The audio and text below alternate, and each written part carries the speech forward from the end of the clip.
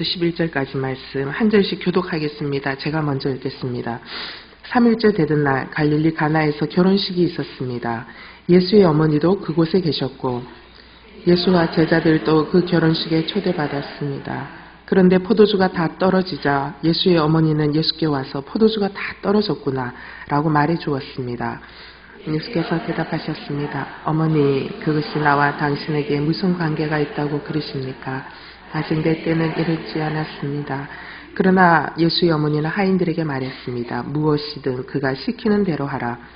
가까운 곳에 돌 항아리 6개가 놓여 있었습니다. 그것은 유대 사람의 정결 예식에 쓰이는 것으로서 각각 물 23메트레테스 들어가는 크기의 항아리였습니다. 예수께서 하인들에게 말씀하셨습니다. 저 항아리들에 물을 채우라. 그래서 그들은 항아리마다 물을 넘치도록 가득 채웠습니다. 그러자 예수께서 그들에게 말씀하셨습니다. 이제 물을 떠서 잔치 책임자에게 갖다 주라. 그들이 그렇게 했습니다. 잔치 책임자는 무리변에 포도주를 맛보았습니다. 그는 그 포도주가 어디에서 났는지 알지 못했지만 물을 떠온 하인들은 알고 있었습니다. 잔치 책임자는 신랑을 불렀습니다. 그러고는 이렇게 말했습니다. 누구든지 처음에 맛 좋은 포도주를 내오다가 손님들이 취하면 덜 좋은 포도주를 내는 법인데 당신은 가장 좋은 포도주를 지금 다 같이요. 예수께서 이 첫 번째 표적을 갈릴리 가나에서 행해 자기의 영광을 드러내셨습니다. 그러자 예수의 제자들이 그를 믿었습니다. 아멘. 예, 오늘은 특별히 우리 산울교회를 섬기고 계신 이문식 목사님께서 나오셔서 말씀을 전해주십니다. 마리아의 믿음으로 말씀을 전해주실 텐데요. 우리 말씀 또 듣고 또 이 말씀을 붙들고 또 나라와 민족을 위해서 계속 기도하겠습니다. 우리 이문식 목사님 앞에 나올 때 큰 환영과 축복의 박수로 맞이해 주시면 감사하겠습니다.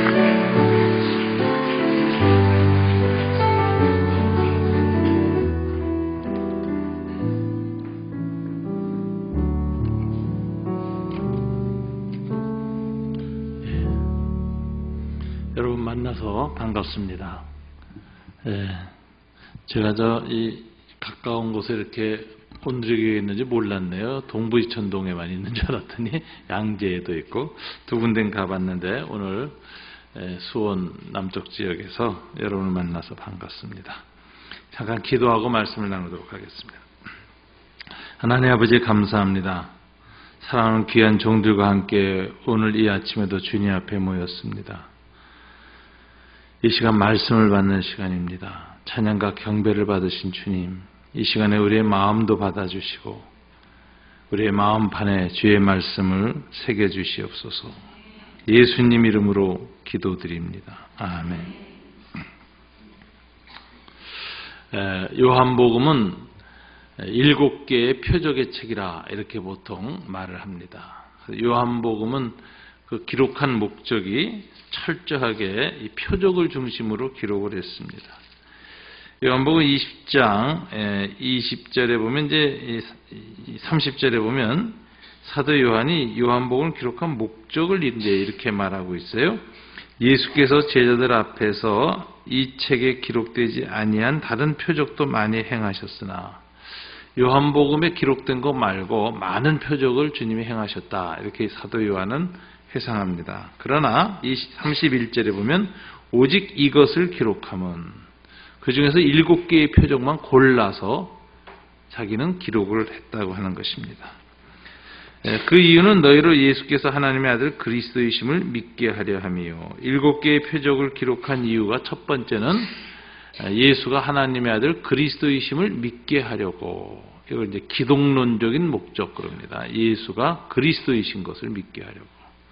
두 번째 목적은 또 너희로 믿고 그 이름을 힘입어 생명을 얻게 하려 함이라. 영생을 얻게 하려고. 그래서 구원론적인 목적.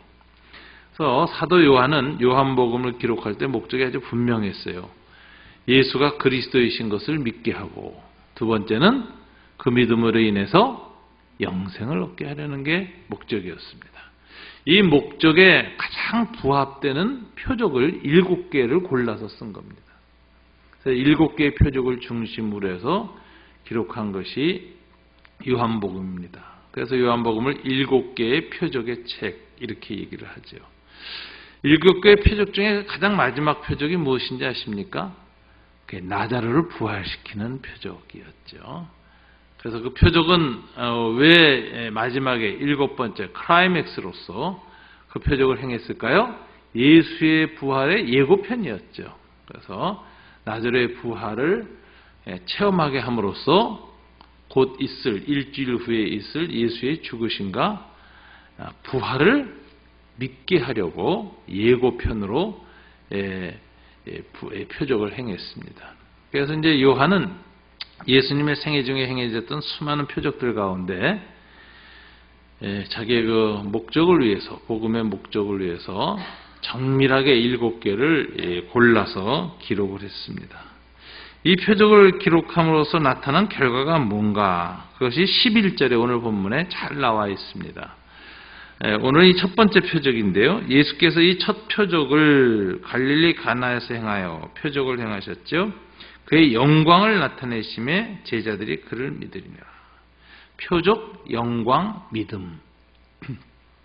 표적을 통해서 뭐가 나타났어요?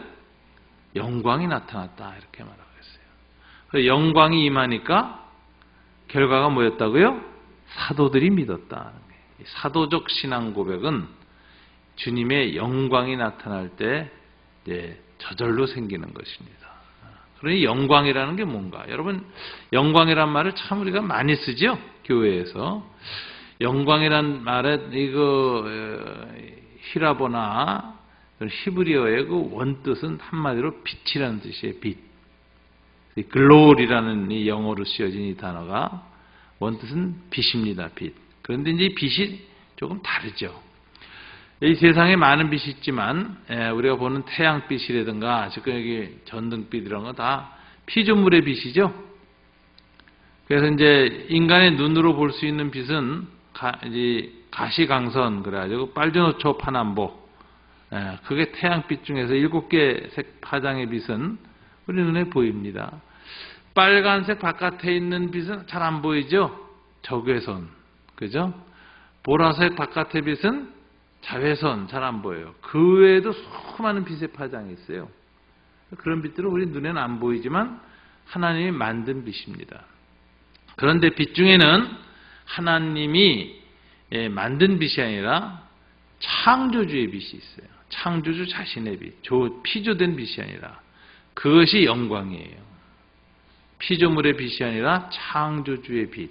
그래서 이 창조주의 빛이 나타난 예가 있었습니다. 언제 있었죠? 성경에 보면 구약 성경에서는 이사야 선지자가 성전에 들어갔다가 하나님의 영광이 성전에 가득한 걸 봤습니다.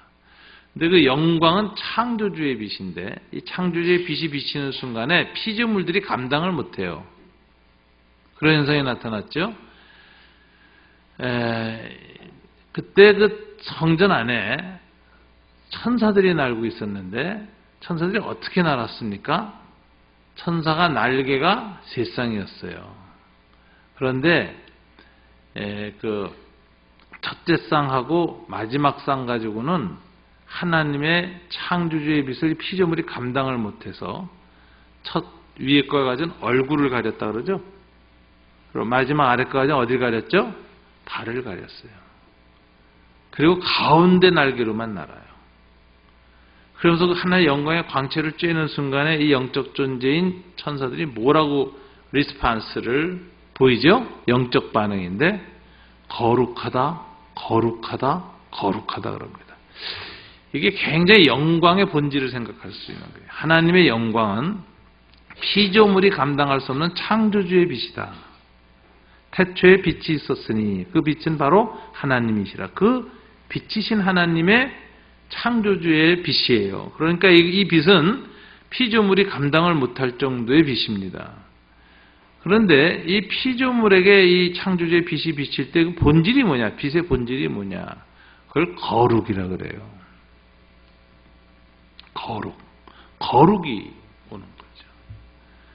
그래서 그 빛을 쬐일 때 거룩하다는 반응이 일어나게 돼 있어요. 영적 반응. 하나님의 영광의 빛을 쬐면 거룩한 반응이 일어나게 돼 있어요. 이 천사들이 그렇게 했거든요. 그런데 그 빛을 천사들하고 똑같이 쬐는 사람이 있었죠. 누구였죠? 이사야 선지자가. 그 거룩한 빛을 딱 쬐니까 제일 먼저 나타나는 현상이 이 피조물들 중에서 천사는 죄가 없는 영적 존재니까 바로 하나님의 거룩을 그대로 반응할 수 있었지만 이사야는 그러지 못했습니다. 그 거룩한 빛을 딱 쬐는 순간에 속에 내면에 그의 인격과 영혼 깊은 것에 숨겨져 있던 거룩하지 못한 것이 드러났죠. 그게 뭐죠? 죄지요. 그래서 화로다 나여 망하게 되었다. 그러면서 특별히 그 죄를 어디를 통해서 뚜렷하게 느꼈을까요? 나는 입술이 부정한 백성 가운데 거하는 자다. 입술을 통해서 느낍니다. 여러분, 세상의 빛도 비추면은 물체를 드러냅니다. 때로는 겉만 보여주는 것이 아니라 속도 들여다 보이죠. 그래서 이제 엑스레이 찍은 뼈가 보이죠. CT 촬영하면 세포도 다 보이죠. 그런데 하나님의 창조주의 빛, 특별히 spiritual light, 거룩한 빛, 영적인 빛이 딱 비치면 우리의 영혼의 내면이 그냥 드러나는 겁니다. 그 안에 숨어있던 죄가 그냥 드러난 거예요. 그래서 이사야는 선지자이기 때문에 이스라엘 백성들 가운데 거룩하다면 가장 어디가 거룩할까요? 그나마 입이 거룩하죠. 하나님 말씀을 많이 전하니까. 여러분들은 어디가 거룩하죠? 그래도 이렇게 수요일날 열심히 나오시는 거 보니까 귀가 거룩할 것 같아요. 그래도 열심히 들어오시니까. 목사들은 조금 입이 좀 거룩하겠죠. 자, 이사야 선지자 그랬는데 자기가 하나님의 말씀을 대언하고 예언하던 그 입술이 부정하다는 걸 깨닫습니다. 못 견딥니다. 숨어있던 죄가 튀어나옵니다. 그러니까 하나님 앞에 막 부르짖죠. 내가 이제 죽게 되었다고. 왜냐하면 거룩한 하나님의 빛은 죄를 소멸하는 빛이에요. 죄를 사라지게 하는 빛이에요. 그래서 그 영광의 광채가 거룩하게 딱 쬐면은 죄가 불타서 소멸되는 게 수밖에 없고, 그 다음에 동시에 그 죄하고 그 죄 인간의 존재가 결합되어 있으면 죄인도 같이 소멸돼서 죽습니다. 그러니까 이사야는 내가 죽게 됐다고 소리 지르는 거죠. 하나님의 광채를 쬐는 순간에. 그러니까 하나님의 은혜를 베푸시죠. 은혜 베푸신 방식은 뭐였죠? 제단 숯불을 가지고 천사가 날아와서 이사야의 죄와 이사야의 존재를 구분하죠. 그리고 뭐만 태우죠? 죄만 소멸해버려요. 그러니까 이사야가 살아나죠. 죄와 더불어 함께 거룩한 빛 가운데서 소멸되어야 할 죄인이었던 이사야가 죄만 소멸되고 자기의 존재는 죄로부터 분리돼서 정화가 됩니다. 이게 이제 거룩의 본질이에요. 그래서 이 거룩이라는 이것이 하나님의 본성인데 이게 영광을 통해서 비춥니다. 빛으로 옵니다. 창조주의 빛, 거룩한 빛이 옵니다. 이 빛이 얼마나 거룩한지 피조물 중에서 죄 없는 천사도 그 빛을 직시 못하고 눈을 가리고 발을 가렸고, 이게 창조주와 피조물의 격의 차이를 이제 인정하는 거죠.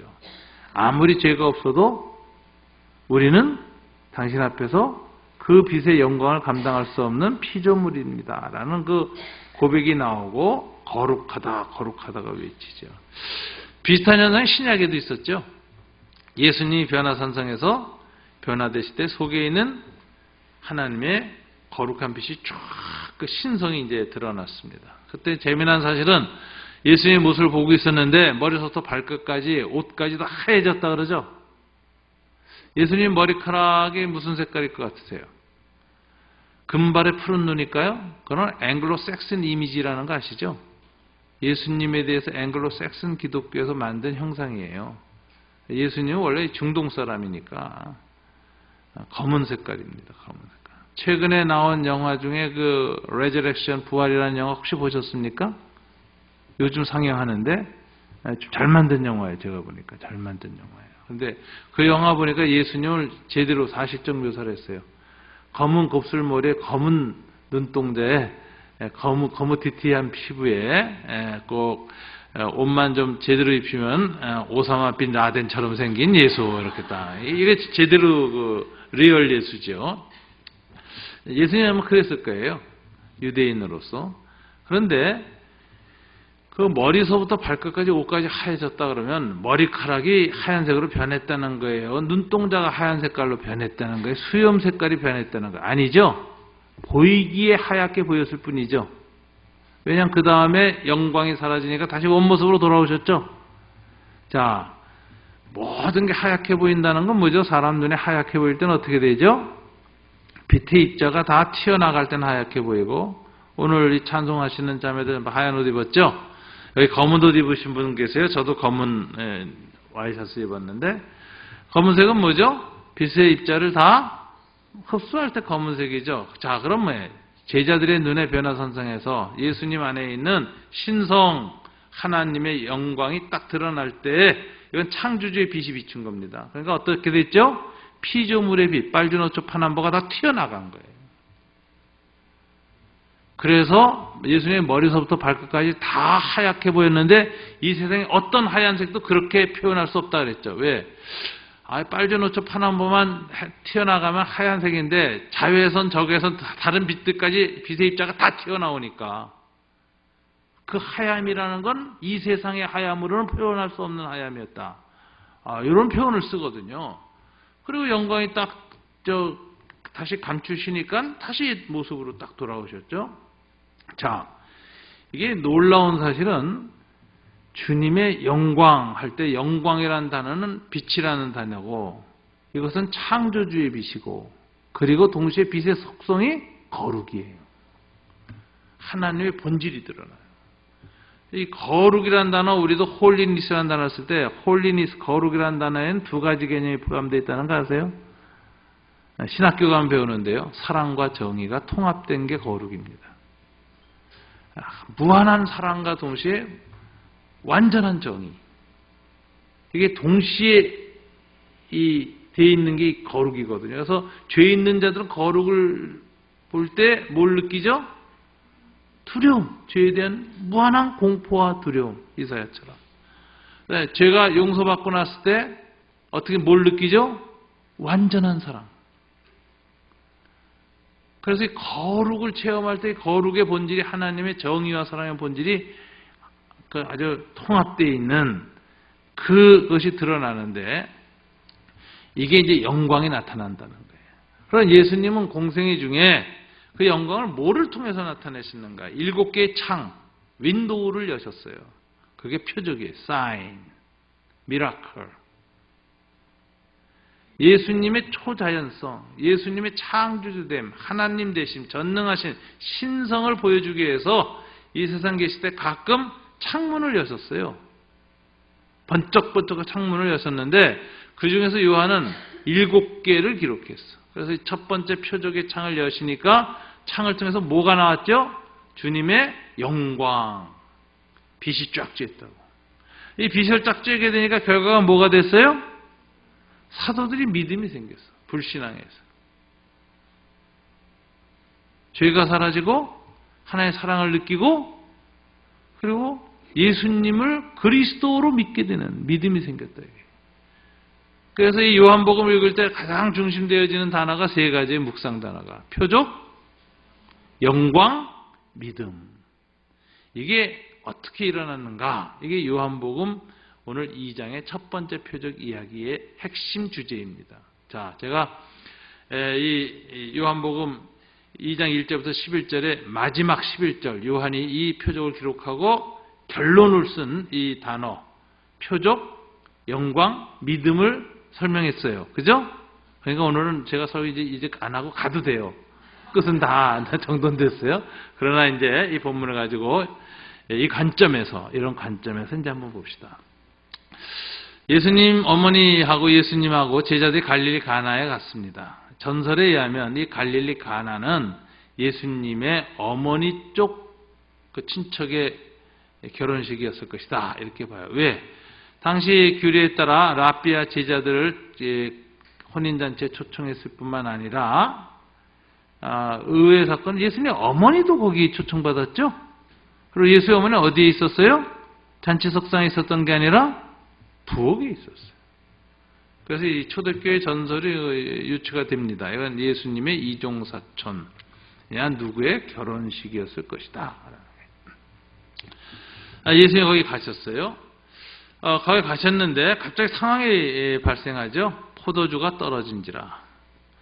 이게 얼마나 중요한 사건인지 예수의 어머니가 예수님께 와서 포도주가 떨어졌다라고 긴급 구원 요청을 합니다. 아니, 포도주 떨어진 게 뭐 그렇게 중요한 것이라고 이렇게 호들갑을 떨까 이런 생각이 들지요. 그런데 이건 유대의 예루살렘 관례를 잘 몰라서 그럽니다. 이 예루살렘 이 유대인들의 이 결혼식에는 탈무드에 이미 그런 말이 있어요. 포도주가 떨어지면 그때가 혼인예식을 마치는 시간입니다. 그래서 포도주가 일찍 떨어지면 안 돼요. 그 다음에 옛날 그 잔치는요, 오늘하고 달리 공동체 잔치라는 거 아시죠? 오늘은 신랑 신부의 잔치이거나 아니면 양가 부모들의 잔치이거나 거기에 끝나지만 옛날에는 다 시족사회였어요. 그죠? 어느 촌에 마을 사람이 다 같이 살았습니다. 그래서 그건 그 암흑의 마을의 공동잔치였고 그 잔치에 열 때는 다른 마을 사람들을 다 불러들여요. 그래서 이게 마을의 체면이 걸린 겁니다. 유대 문화가 체면 문화라는 거 아시죠? 한국하고 비슷하게. 한국도 체면 문화여서 우리가 체면 때문에 안 해도 돼야 될 일을 많이 하죠. 그 다음에 과도하게 수치감을 느끼죠.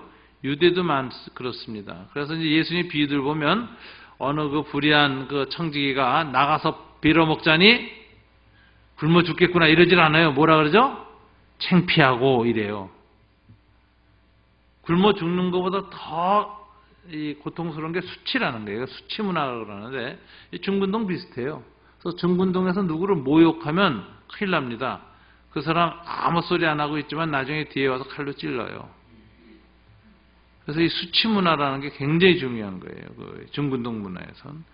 그런데 잔치를 벌려서 공동체 잔치라고 외부 사람 다 불러고 다른 마을 사람들 다 불러서 잔치를 했는데 중간에 포도주가 떨어져서 수치가 된다. 이거 큰일이죠.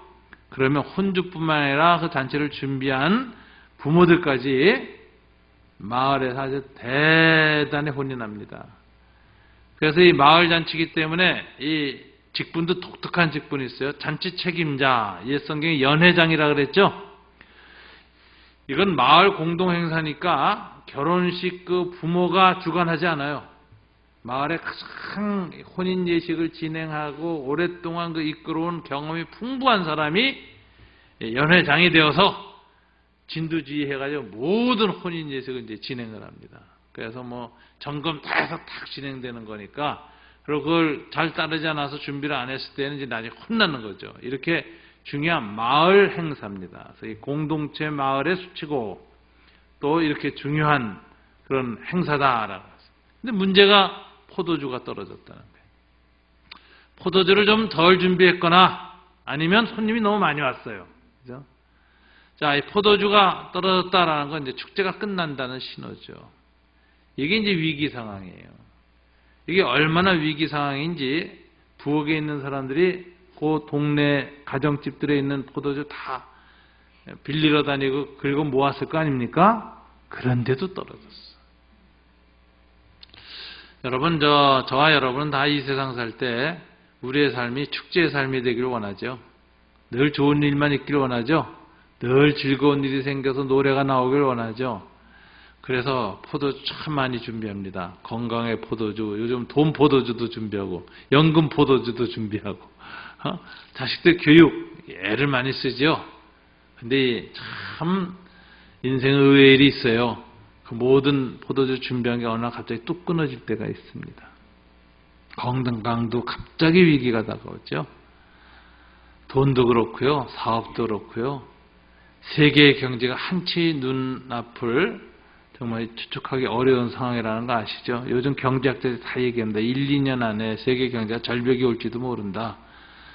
지금 뭐 학자들이 지금 굉장히 그 예측을 하고 막 두려워하고 있어요. 지금 유럽, 미국, 거기다 중국 같은 게 겹치면은 뭐 사상 유례 없는 대어려움이 온다. 그래가지고 모든 기업들도 투자 안 하고 전부 돈 움켜쥐고 있고 굉장히들 조심하죠. 이게 이제 지금 인간이라는 게 참 그래요. 아무리 뭐 열심히 개인적으로 준비해 놨어도 세상이 이렇게 막 뒤집어지면 다 소용없는 거예요. 그죠? 갑자기 포도주는 끊어지는 겁니다.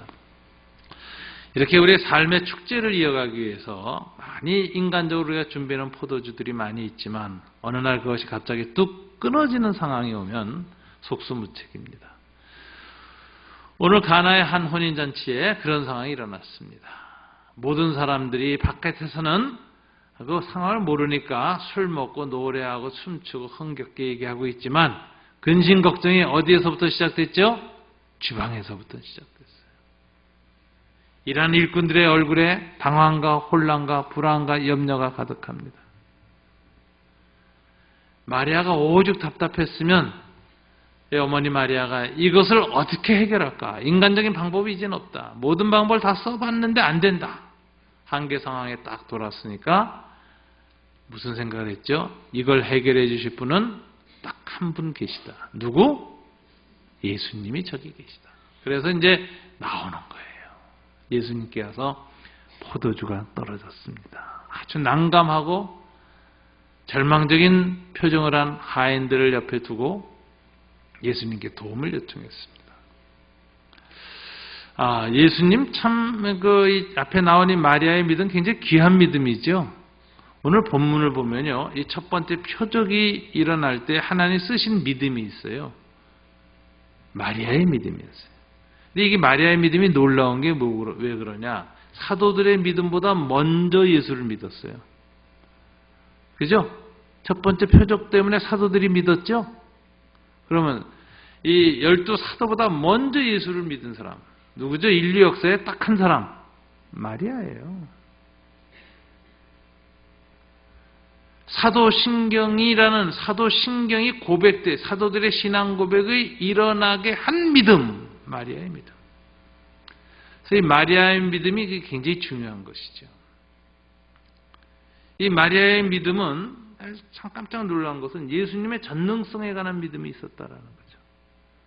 포도주가 떨어진 이 상황을 한순간에 되돌릴 수 있는 전능하신 분이 계시다. 우리 예수님. 이걸 알고 있었다는 거예요. 신의 전능성에 관한 믿음. 이건 믿음의 가장 중요한 요소 중에 하나죠. 여러분에 부닥친 어떤 상황들, 여러분들 남들이 눈치채지 못하지만 혼자 있으면 속에서 피어오르는 불안과 염려와 고민 다 있어요. 사람마다. 그 고민, 그 문제만 생각하면 얼굴에 웃음이 싹 사라지게 되는 그 부분을 해결해 줄 수 있는 분이 누구냐? 예수님은 전능하셔서 해결해 줄 수 있다는 믿음을 마리아가 가졌습니다. 그래서 마리아의 믿음의 특징은 신의 전능성에 관한 믿음을 예수님에게 가졌다라는 겁니다. 이 믿음이 이제 놀랍지 않아요? 어떻게 이 믿음을 가졌을까요? 사도들도 믿기 전에 인류 최초의 이 믿음을 가진 사람이거든요. 예수님께. 이 마리아는요, 특징이 말씀 묵상에 있습니다. 마리아가 이 믿음을 어떻게 가졌을까요? 아기 예수 잉태될 때 천사가 와서 뭐라고 했죠? 성령이 잉태하여 메시아가 오는 것이다 라고 했죠. 그 말을 마음에 깊이 간직해뒀죠. 말씀대로 이루어지이다 하면서 순종하면서 그 말씀을 마음에 깊이 간직했어요. 그것이 후일에 제자들한테도 다 마리아가 주변 여자들하고 하고 예수 탄생과 관련된 얘기를 한 게 전해져가지고 사도들이 복음서 쓸 때 집어넣은 거죠. 초대교회 오랄 트래디션, 구전 전승이었어요. 마리아가 얘기한 해서 초대교회에 전파됐던 예수 탄생 1화 구전 전승이 판소리 비슷한 거죠. 말로 해서 전승돼요. 그 다음에 판소리를 할 때에는 그 이야기 구조가 있을 뿐만 아니라 그 이야기를 핵심으로 하고 있는 노래도 있죠. 마리아 찬가. 그거는 그 시형 구조거든요. 서사 구조와 시형 구조가 짜여 있어서 농축돼서 초대교회 구전 전승으로 전승되다가 그것이 사도들에서 글로 쓰여져서 서전 전승, written tradition으로 바뀐 거죠. 그래서 이 모든 전승 중에 이야기 중에 핵심은 노래죠, 항상. 노래는 전승이 원형이 전승되는 거예요, 원형이. 그걸 둘러싸고 있는 이야기들. 그것을 성령께서 사도를 통해서 거룩한 감동으로 기록하게 하셔가지고 오류 없이 기록해서 우리에게 계시가 되는 거죠. 자, 이런 그 이야기들을 하고 마리아의 노래가 있는 거 보면 이게 보통 묵상한 게 아니죠. 하나님의 말씀을. 하나님의 말씀이 그 안에 내면화되고 내재화되고 성령의 감동을 받아서 막 감격이 꽉 찼을 때 노래로 나오죠. 여러분, 내가 당신을 사랑해 하고 이렇게 말로 하다가 사랑의 감정이 막 꽉 차면 이제 노래로 나오는 거 아니에요? 그래서 오페라가 더 감동적인 거 아니에요? 정서가 전달되는 거예요. 제가 이 음치라서 노래를 못해서 그래요. 이태리어로 막 노래를 해야 되는데.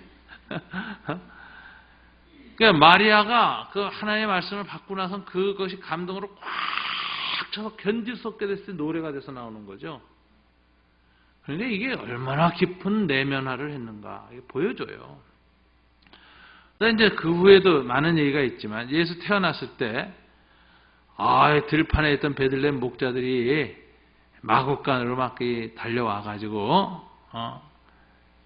예수님을 찬양하고 당연히 들판에 있었는데 그날 밤에도 하늘에서 창문이 탁 열리더니 어디만 열렸느냐? 하늘에 천군 천사 성가대 자석만 쫙 열린 거예요.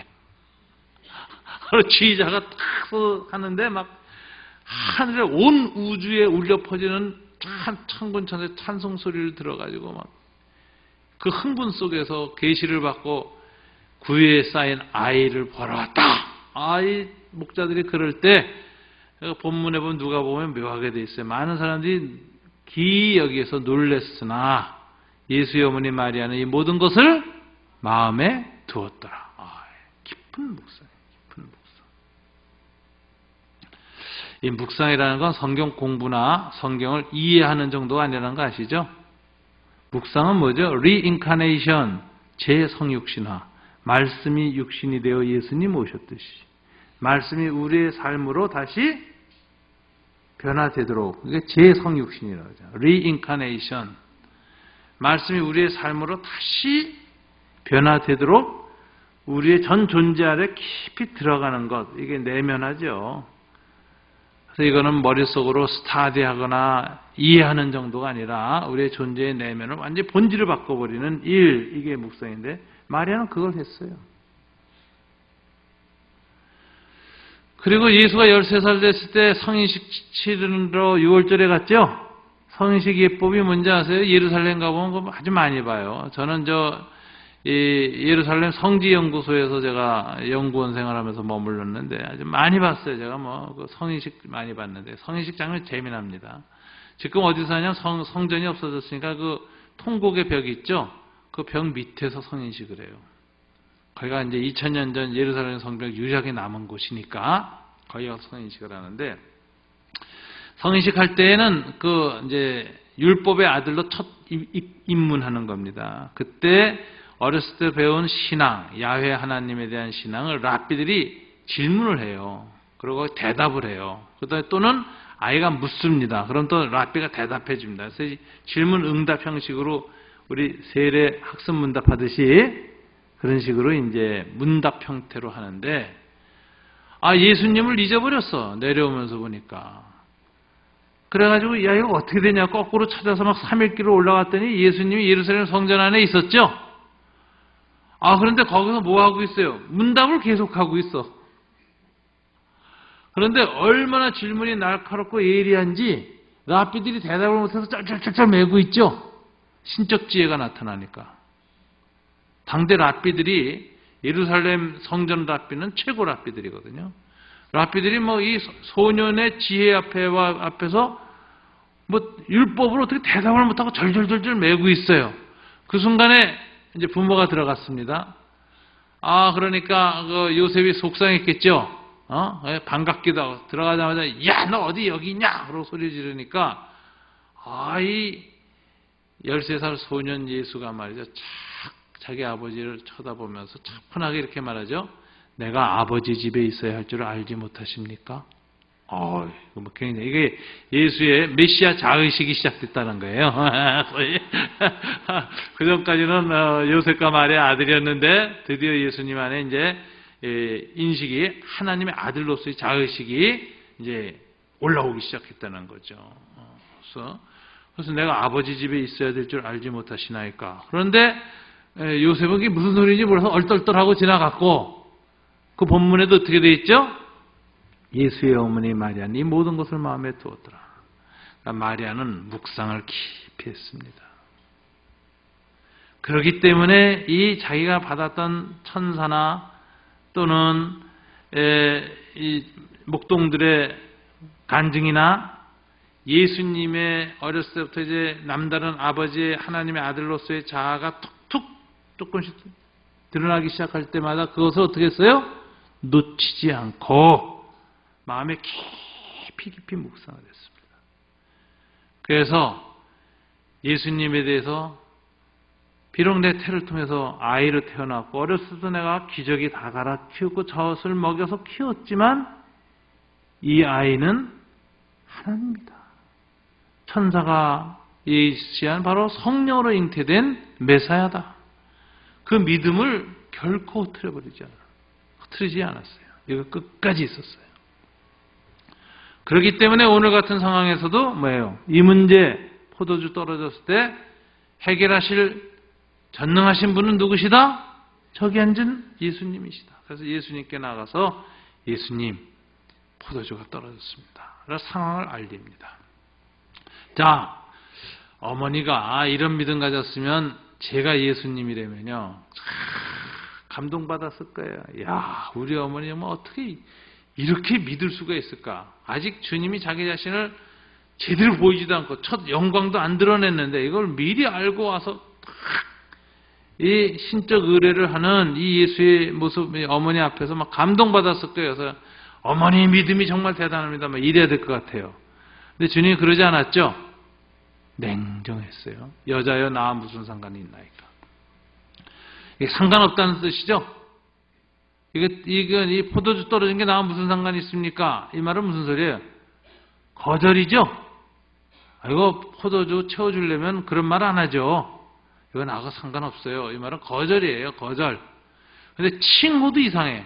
여자여라고 단어를 썼어요. 여러분이 이거 성경에 이제 번역해서 이제 어머니여 그랬는데 왜 저렇게 번역했을까?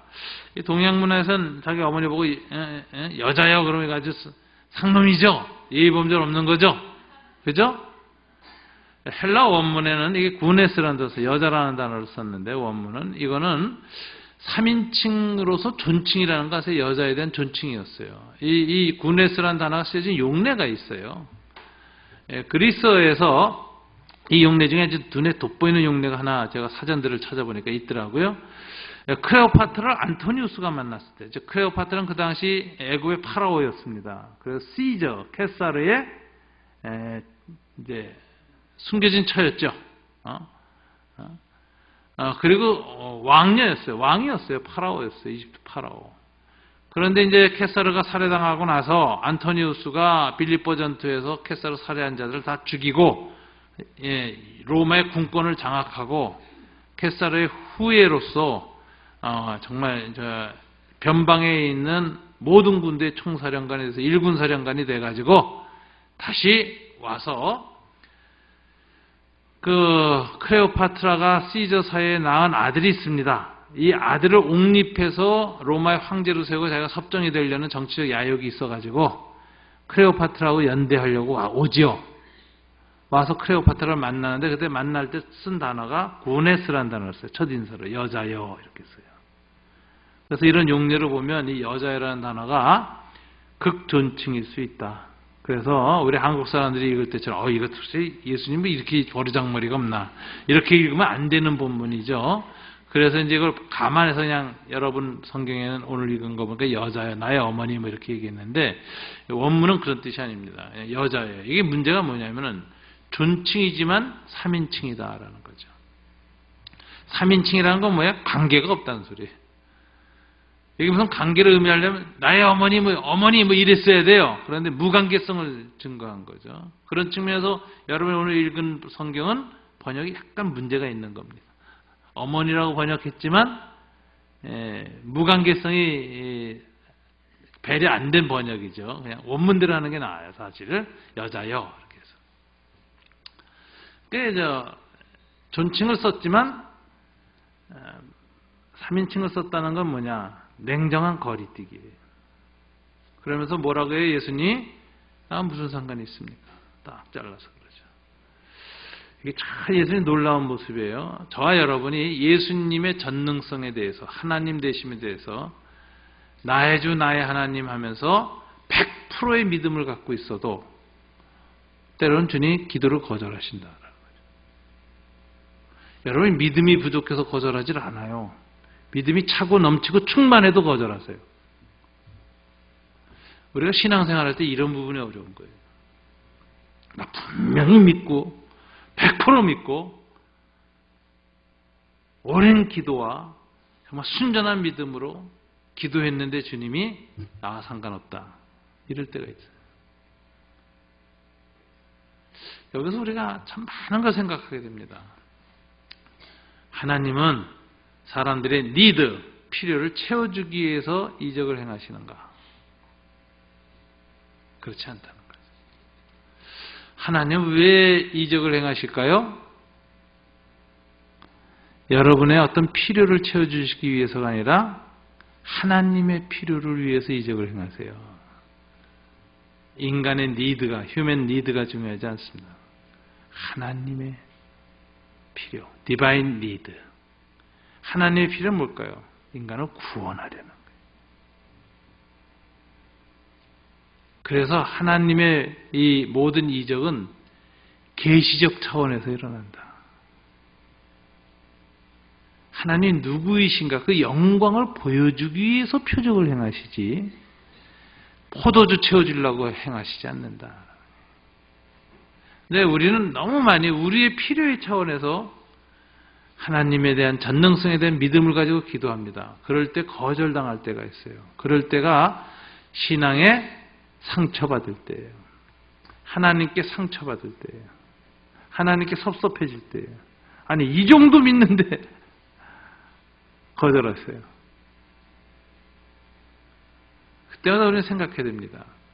내가 하는 기도가 나의 필요의 차원에서는 절박한 거지만 하나님의 니드에 맞는 것인가? 이것을 딜레이 타임, 내 때와 하나님의 때가 차이가 있다. 오늘 왜 상관없다 그래요? 내 때가 아직 멀었나이다. 이 내 때라는 단어가 요한복음에 모두 7번 씌워집니다.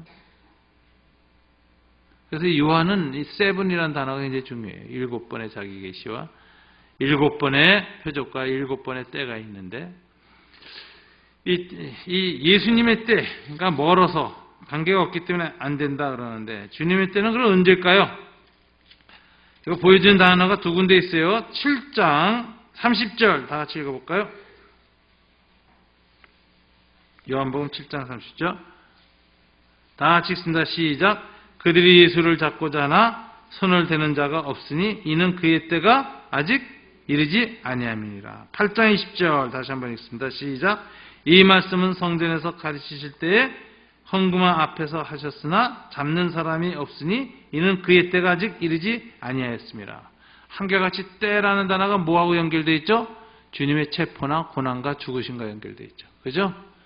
그래서 요한복음 17장 마지막 대제사장의 기도에 보면 제자들의 발을 씻기시고 성찬식을 행하신 다음에 마지막 기도가 그거죠. 아버지 때가 이르렀습니다. 아버지께 영광을 돌릴 때가 이르렀습니다. 이렇게 얘기를 해요. 그래서 때라는 건 하나님께 영광을 돌릴 때고요. 영광과 관련돼서 나타나는 타이밍이고요. 이 타이밍은 주로 주님의 고난을 가르쳐요. 십자가의 죽음. 오늘 주님이 마리아한테 여자여 라고 하면서 냉정하게 거절하시면서 거절의 이유를 뭐라고 했죠? 내 때가 아직 이르지 않았다라는 거예요. 여러분들은 이럴 때가 많아요. 주님 지금이어야 합니다. 지금 이 부도를 막아주셔야 주님께 영광이 됩니다. 그게 여러분의 타임이에요. 여러분의 때, 여러분의 스케줄이죠. 여러분의 때와 주님의 때는 다를 때가 많습니다. 그래서 내 때와 주님의 때가 다른 이 기간이 견디기가 제일 어려운 때예요. 이런 때를 많은 영성가들이 그랬죠. 영혼의 어두운 밤이라고 불렀어요. 어두운 밤. 하나님이 숨어 계실 때, 하나님이 응답하지 않는 때, 아무리 부르짖어도 하나님 아무 역사가 없는 때, 세월호 부모들이 지금 그거 겪고 있죠. 그 52명의 아이들이 기독교 교회 다니던 아이들이 뱃속에서 죽어갈 때 부모들이 그렇게 부르짖었는데 하나님 응답 안 하셨어요. 슈퍼맨이 나타나서 배를 물속에서 확 들고 안 올라왔죠. 이거는 굉장히 고통스러운 시간입니다. 그래서 우리의 때와 가장 절대적인, 내가 생각하는 가장 절대적인 그 시간과 하나님의 때가 차이가 있을 때 그 편차 사이를 어떻게 가느냐 굉장히 어려운 거죠. 이제 인생에서 신앙생활하다 가장 시험에 들 때가 이런 때입니다. 그런데 오늘 주님이 그 차이의 이유는 내 때가 아직 이르지 아니하였다 그래요. 자, 요 같은 좋은 예가 하나 있어요. 요한복음 11장에 보시면요. 예수님이 사랑하던 사람이 있었어요. 나자로.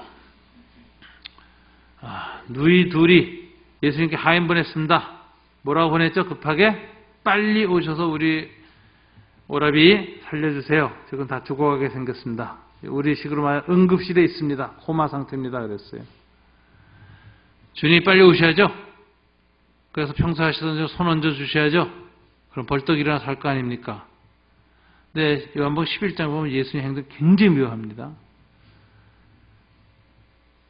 그 소식 듣고도 안 가세요, 빨리. 그리고 이틀을 거기서 유하셨더라. 이렇게 돼 있어요. 그럼 뭐 하셨나? 더 급한 일이 있었나? 아니요, 놓으셨어요, 그냥. 안 가고 놓으셨다니까. 그래가지고 꼴깍 죽었어요. 또 죽은 걸 아셔, 주님은. 신적 인지 능력이 있어. 그래서 제자 앞에서 나자로 지금 잠들었다. 그래요. 근데 그때 주님이 묘한 말을 합니다. 내가 현재 그곳에 가 있지 아니한 것이 너에게 큰 은혜가 된다. 이래요. 내가 그곳에 있지 아니한 것을 너희를 위해서 기뻐하노라. 이래요. 이건 무슨 소리냐? 주님은 의도적으로 안 가신 거예요. 이틀을 더 머무신 거예요. 왜? 이틀 후에 죽은 다음에 가려고. 그래서 죽은 다음에 또 이틀 후에 가니까 죽은 다음에 사흘이 돼서 도착했죠. 유대인들은 사흘이 되면 어떻게 됩니까? 나흘째가 되면 혼이 완전히 떠난다고 하는데 완전한 절망의 날이거든요. 그때 딱 가서 나자를 부활시켰죠. 이런 것들을 기획표적이라 그래요. 7번째 표적은. 의도적이었다. 왜 그러죠? 죽어갈 때 가서 기도해서 낫게 해주는 것보다 주님은 뭐를 더 기다리셨죠? 죽은 다음에. 그리고 완전히 절망 상황이 끝난 다음에 가서 부활하는 것이 더 큰 계시가 되고 예수의 부활에 관한 메시지가 되고 제자들의 믿음을 더 키워주는 것이기 때문에 내가 지금 마리아가 바로 이때입니다. 마르다가 이때 놓치면 안 됩니다. 할 때가 아닌 때 가는 것이 더 영광이다 라고 얘기하세요. 여기서 우리 분명히 우리들이 생각하는 때하고 주님의 때 사이엔 큰 차이가 있습니다. 왜 그런 고통스러운 시간을 허락하셨을까? 우리 잘 모릅니다. 시간이 지나면 알아요. 왜 그때 응답 안 하셨는지. 전 세월호 사건도 그렇게 생각해요. 저도 그때 그 시간 동안 얼마나 그 화면을 보면서 부르짖고 기도했는지 몰라요. 저는 지지난주에도 그 안산에 있는 그 분향소에서 예배를 인도해 달라고 그래서 세월호 가족들 다 모인 데 가서 제가 설교를 했습니다. 저희 교인들하고 다 같이 가서 위로 예배를 드렸습니다. 근데 왜 응답하냐? 저도 그건 모르겠어요. 지금도. 그러나 거기 무슨 뜻이 있어요. 그 사건 통해서 하나님 우리 한국 사회에 말하고자 하는 얘기가 있어요. 그 메시지를 들을 줄 알아야 돼요. 근데 어쨌든 지금 그 부모들은 몰라요. 그래서 그 부모들 대부분 지금 교회를 안 나가세요. 그래서 매주 목요일하고 주일날 가서 예배를 목사들이 돌아가면서 인도해줘요. 그래서 거기는 와서 예배드려요. 자기네끼리. 그러니까 이제 이런 교회 그냥 와가지고 하나님 전능하십니다. 그러나 상처가 되는 거야. 전능하신 하나님 왜 그때 안 도와줬지? 하나님 우리 기도에 다 응답하신다 그러면 나는 아닌데? 그분들의 상처와 고난을 이해하고 그 가운데 있는 그 고뇌 속에서 선포되려는 그런 메시지를 전하는 분들이 아닌 분들이 일상적인 메시지하면 그것도 굉장히 시험이 들어요. 그래서 저도 가서 설교할 때마다 상당히 조심스럽게 설교를 하죠. 그런 부분에 대해서 일방적으로 그 상처를 주지 않으려고. 이게 이제 소위 딜레이 타임, 하나님의 때가 연기될 때 굉장히 고통스러운 겁니다. 오늘 예수님이 그렇게 딱 거절했어요. 그런데 이 거절된 중간기를 어떻게 보내느냐가 결정적이에요. 사실은 두 가지 반응이 있을 수 있죠. 지금 때가 아니라고요? 그래서 여러분들처럼 좀 교양도 있고 지성적인 분들은 점잖아서 뭐라고 하죠? 알았습니다. 그럼 집에 가겠습니다. 때 되면 알려주세요. 그리고 집에 가서 주무세요. 그런 사람한테는 평생 때가 안 와요. 이게 또 문제예요. 이게 또 두 번째 극단 있죠? 때가 무슨 상관이요? 지금이 때지. 그러고 막 소리 지르고 때 쓰는 사람. 예수님 대문 차고 발로 차고 두들기고 막 뒹굴르고 때 쓰는 사람. 아니면 41상 단식 투쟁하는 사람. 빨간 거 두르고 이런 사람들도 있어요. 떼쟁이가 되는 거. 이것도 극단적인 태도예요. 자, 오늘 마리아는 어떤 태도를 보였을까? 이게 굉장히 중요한 태도입니다. 이 태도를 보니까 주님이 마음이 확 녹으시면서 때가 땡겨져요. 방금 전에 말할 땐 굉장히 쌀쌀 맞았거든, 주님이. 여자요, 나와 무슨 상관이 있나이까?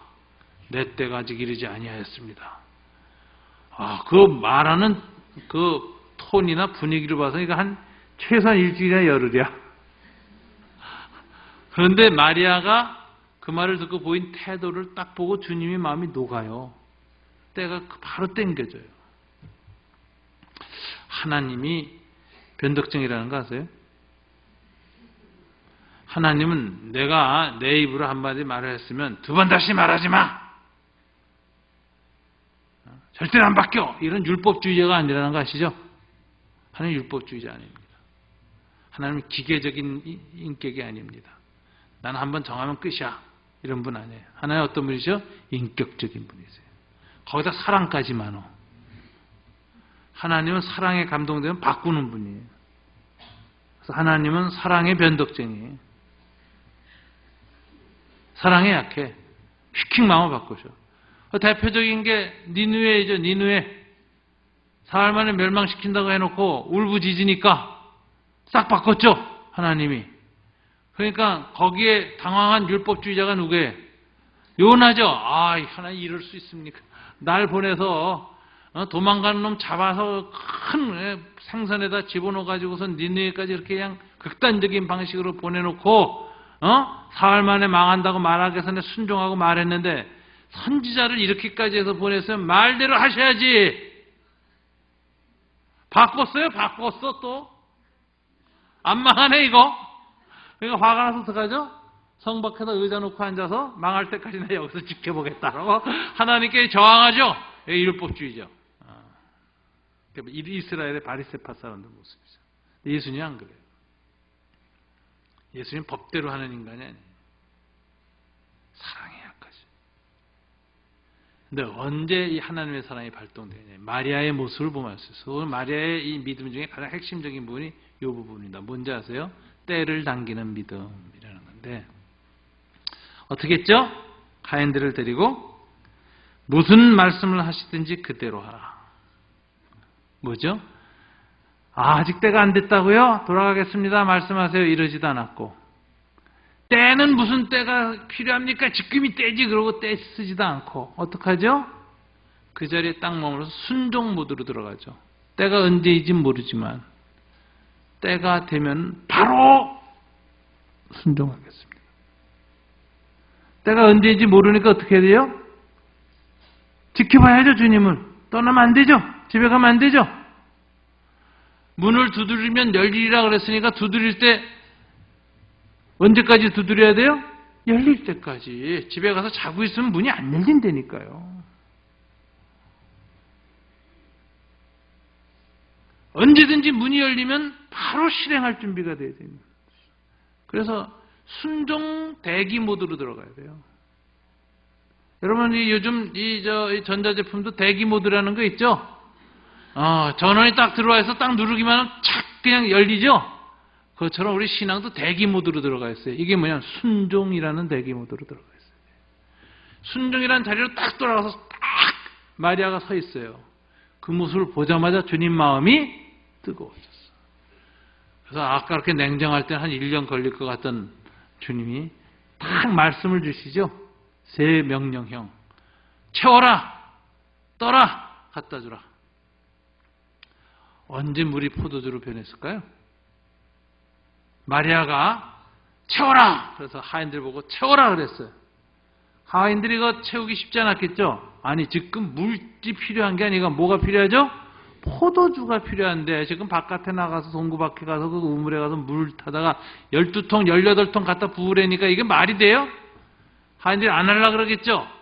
근데 마리아가 얼마나 하인들을 향해서 이모나 고모 정도 되는지 하여튼 나타나가지고 무슨 말씀을 하시든지 그대로 하라 그래놓고 하라 그러니까 막 입이 이렇게 튀어나와서 툴툴거리면서 부었다고요. 아구까지 마지막 짠 차는 순간에 물이 포도주로 짠 하고 바뀌었을까요? 안 바뀌었어요. 떠라! 떴어요. 뜨는 순간에 짠 바뀌었을까요? 안 바뀌었어요. 갖다 주라! 들고 가는 중간에 안 바뀌어요. 여전히 물이야. 언제 바뀌었을까요? 헬라어 원문을 보면 에어리스트 시제라는 게 씌워져 있대. 마지막 단어예요. 그건 한순간에 일어난 변화를 가르칠 때 쓰는 단어, 동사 시제예요. 하인이 이렇게 들고 와서, 이야, 이거 뭐뭐뭐거리 안 갈라 그러는데, 마리아가 말씀대로 그대로 하라. 그래서 갖다 주라는 거야. 이야, 딴 사람들은 다 취해서 술 마신지 물 마신지 강남 룸사롱에 있는 사람들처럼 모를 텐데, 연회장은 안다고. 저 술도 안 취하고, 연회 지혜로 맛을 봐. 여기다 갖다 주면 연회장이 뭐라 그랬어요? 야, 임마! 왜 물을 갖고 와, 술을 갖고 오라 그랬는데, 이놈이 누굴 속이려고 그래. 야단 맞죠? 그러니까 이거 들고 가면서, 이게 아닌데. 그래도 마리아가 무슨 말씀 하시든지 그대로 하라. 그러니까, 할 수 없이 들고 가서, 연회장한테, 에이, 모르겠다.